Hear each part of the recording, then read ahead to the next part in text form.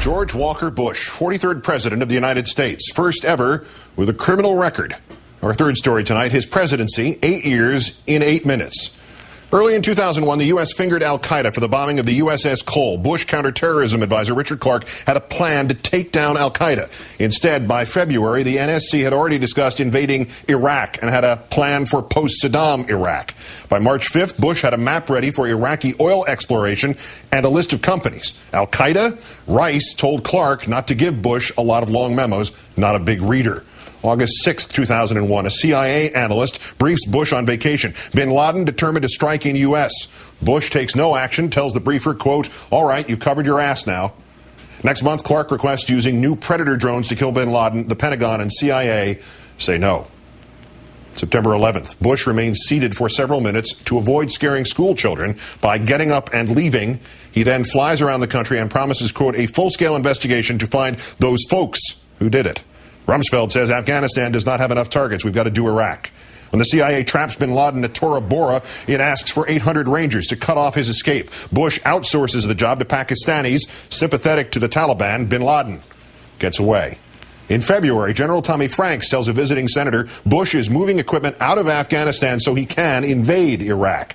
One of the men who prepped Rice for her testimony that Bush did not ignore pre-9/11 warnings later explains, quote, "We cherry-picked things to make it look like the president had been actually concerned about al-Qaeda. They didn't give a bleep about al-Qaeda."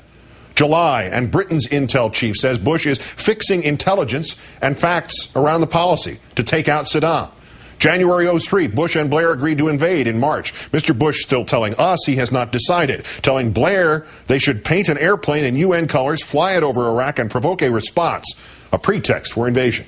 The man who said it would take several 100,000 troops, fired. The man who said it would cost more than $100 billion, fired. The man who revealed Bush's yellow cake lie, smeared. His wife's covert status, exposed. The White House liars who did it and covered it up, not fired, one convicted. Bush commutes his sentence. Then in Iraq, stuff happens. Iraq's army disbanded. The government de-Baathified. 200,000 weapons, billions of dollars just lost. Foreign mercenaries immunized from justice. Political hacks run the green zone. Religious cleansing, forcing 1 out of 6 Iraqis from their homes. Abu Ghraib, the insurgency, al-Qaeda in Iraq. Other stuff does not happen. WMD, post-war planning, body armor, vehicular armor. The payoff? Oil and billions for Halliburton, Blackwater, and other companies, while Mr. Bush denies VA health care to 450,000 veterans, tries to raise their health care fees, blocks the new GI Bill, and increases his own power with the USA Patriot Act, with the Military Commissions Act, public orders exempting himself from 1,000 laws, and secretly from the Presidential Records Act, the Geneva Conventions, FISA, sparking a mass rebellion at the Justice Department, secret star chambers for terrorism suspects, overturned by Hamdan v. Rumsfeld, denying habeas corpus, overturned by Boumediene v. Bush, 200 renditionings, sleep deprivation, abuse. Rumsfeld warned in 2002 that he was torturing, that it would jeopardize convictions. Out of 550 at Gitmo, hundreds ultimately go free with no charges. Dozens are tortured, 8 fatally, 3 are convicted. On U.S. soil, 1,200 immigrants rounded up without due process, without bail, without court dates, without a single charge of terrorism. It wasn't just Mr. Bush no longer subject to the rule of law. He slashed regulations on everyone from banks to mining companies, appointed 98 lobbyists to oversee their own industries, weakening emission standards for mercury and 650 different toxic chemicals. Regulators shared drugs and their beds with industry reps. The Crandall Canyon mine owner told inspectors to back off because his buddy, Republican Mitch McConnell, was sleeping with their boss. McConnell's wife is Bush Labor Secretary Elaine Chao. Her agency overruled engineer concerns about Crandall Canyon and was found negligent after 9 miners died in the collapse there. Mr. Bush is hands off as Enron blacks out California, doubling electric bills. After months of rejecting price caps, Mr. Bush bows to pressure. The blackouts end. Mr. Bush further deregulates commodity futures, midwifing the birth of unregulated oil markets, which, just like Enron, jack up prices to an all-time high until Congress and both presidential candidates call for regulations and the prices fall. Deregulating financial services and lax enforcement of remaining rules created a housing bubble, creating the mortgage crisis, creating then a credit crisis, devastating industries that rely on credit from student loans to car dealers. Firms that had survived the Great Depression could not survive Bush. Those that did got $700 billion. No strings, no transparency, no idea whether it worked. Unlike the auto bailout, which cut workers' salaries, a GOP memo called it a chance to punish unions. But Bush failed even when his party and his patrons did not stand to profit.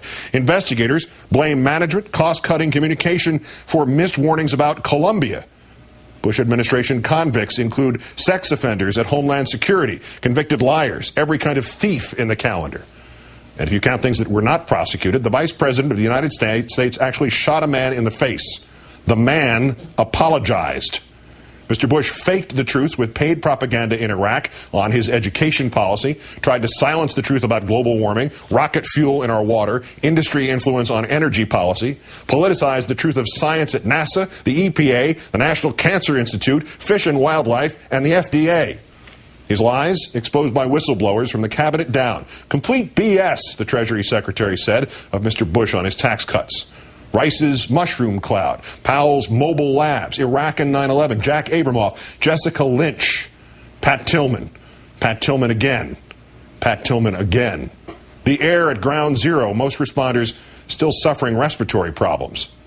Global warming, carbon emissions, a Clear Skies Initiative lowering air quality standards, the Healthy Forest Initiative increasing logging, faith-based initiatives, the cost of Medicare reform, fired U.S. attorneys, politically synchronized terror alerts, the surge causing insurgents to switch sides, that abortion causes breast cancer, that his first recession began under Clinton, that he did not wiretap without warrants, that we do not torture, that American citizen John Walker Lynn's rights were not violated, that he refused the right to counsel. Heck of a job, Brownie. Some survivors still in trailers, New Orleans still at just two-thirds its usual population. The lie that no one could have predicted the economic crisis except the economists who did. No one could have predicted 9/11 except one ass-covering CIA analyst, or 30. No one could have predicted the levee breach except literally Mr. Bill in a PSA that aired on TV a year before Katrina. Bush actually admitted that he lied about not firing Rumsfeld because he did not want to tell the truth. Look it up. All of it and more, leaving us with $10 trillion in debt to pay for 31% more in discretionary spending, the Iraq War, a $1.3 trillion tax cut. Median income down $2,000. Three-quarters of all income gains under Bush going to the richest 1%. Unemployment up from 4.2 to 7.2%. The Dow down from 10,587 to 8,277. 6 million now more in poverty, 7 million more now without health care. Buying toxic goods from China, deadly cribs, outsourcing security to Dubai, still unsecure at our ports and at our nuclear plants, more dependent on foreign oil, out of the International Criminal Court, off the anti-ballistic missile treaty, military readiness and standards down, with 2 unfinished wars, a nuclear North Korea, disengaged from the Palestinian problem, destabilizing Eastern European diplomacy with anti-missile plans, and unable to keep Russia out of Georgia. 2,000 miles of Appalachian streams destroyed by rubble from mountaintop mining. At his last G8 summit, he actually bid farewell to other world leaders, saying, quote, "Goodbye from the world's greatest polluter," consistently undermining historic American reverence for the institutions that empower us, education, now academic elites, and the law, activist judges capping jury awards. And bin Laden, living today unmolested in a Pakistani safe haven created by a truce, endorsed and defended by George W. Bush. And among all the gifts he gave to bin Laden, the most awful, the most damaging, not just to America, but to the American ideal, was to further bin Laden's goal by making us act out of fear rather than fortitude, leaving us with precious little to cling to tonight, save the one thing that might yet suffice: hope.